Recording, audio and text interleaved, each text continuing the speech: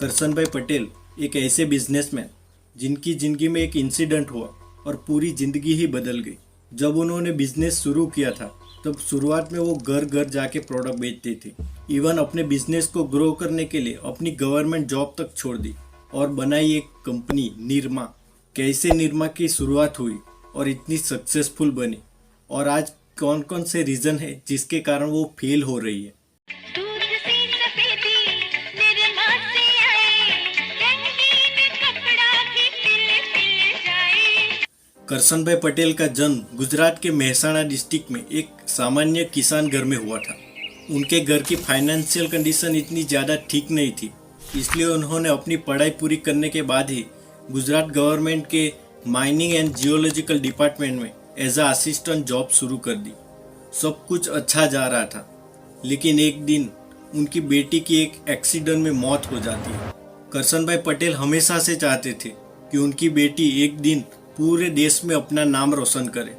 उनकी एक ख्वाहिश तो अधूरी ही रह गई, लेकिन करसन भाई पटेल ने अपनी एक ख्वाहिश एक बिजनेस के जरिए पूरा करने का सोचा, इसलिए शुरुआत की निरमा की। अपने घर के बैकयार्ड में ही एक्सपेरिमेंट करना शुरू कर दिया और बहुत सारे एक्सपेरिमेंट करने के बाद उन्होंने एक वॉशिंग पाउडर बनाया और उसको बाद में 1969 में निरमा के नाम से लॉन्च किया। दोस्तों, हम आपको बता दें कि करसन भाई पटेल की बेटी का असली नाम निरुपमा था, लेकिन करसन भाई उसे प्यार से निरमा कहते थे, इसलिए उन्होंने अपने प्रोडक्ट और कंपनी दोनों का नाम निरमा रखा। और जो पैकेट पे वो छोटी बच्ची दिखती है वो उसकी बेटी की असली फ़ोटो है। अगर हम बात करें 70s की, तो उस टाइम पे सिर्फ अमीर लोग ही वॉशिंग पाउडर यूज़ करते थे। जो मिडिल क्लास और गरीब लोग बिल्कुल भी यूज़ नहीं करते थे। मार्केट में सिर्फ एक प्रोडक्ट था, हिंदुस्तान यूनिलीवर का सर्फ, और वो 13 रुपये प्रति केजी मिलता था। और जो करसन भाई पटेल ने वॉशिंग पाउडर बनाया था वो सिर्फ 3 रुपये प्रति केजी, 4 गुना ज़्यादा प्राइस थी सर्फ की। करसन भाई पटेल की अपनी गवर्नमेंट जॉब चल रही थी, इसलिए गवर्नमेंट जॉब का जो टाइम था उनसे पहले और बाद में वो जो टाइम मिलता था उसमें वो बेचने जाते थे। घर से 15 किलोमीटर दूर अपने साइकिल पे जाके घर घर वो प्रोडक्ट को बेचते थे। प्रोडक्ट को बेचते टाइम वो 100% मनी बैक गारंटी के साथ बेचते थे। फिर भी उनका एक भी प्रोडक्ट रिटर्न नहीं होता था, क्योंकि उनकी क्वालिटी और प्राइस दोनों बराबर थी। नौकरी के चलते करसन भाई पटेल अपने बिजनेस को तेजी से ग्रो नहीं कर पा रहे थे, इसलिए उन्होंने अपनी गवर्नमेंट जॉब छोड़ दी। हम सब जानते हैं कि मिडिल क्लास के लिए गवर्नमेंट जॉब छोड़ना कितना मुश्किल होता है। अपने बिजनेस को पूरे देश में फैलाने के लिए उन्होंने सेल्समैन को हायर करना शुरू किया। सेल्समैन दुकानदार के पास जाते थे और उन्हें कन्विंस करते थे निरमा को बेचने के लिए।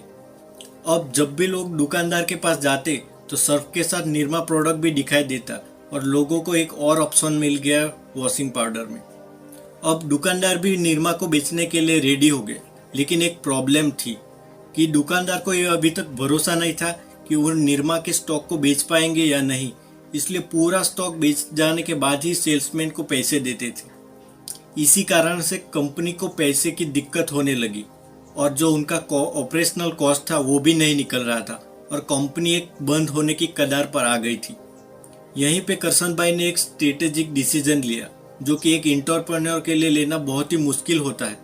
मार्केट में पूरा स्टॉक था, उनमें से 90% स्टॉक अपनी कंपनी में मंगवा लिया और बाद में एक टीवी कॉमर्शियल एडवर्टीजमेंट शुरू की, सबकी पसंद निरमा, और इतना ज़्यादा सक्सेसफुल रही और वायरल भी हो गई।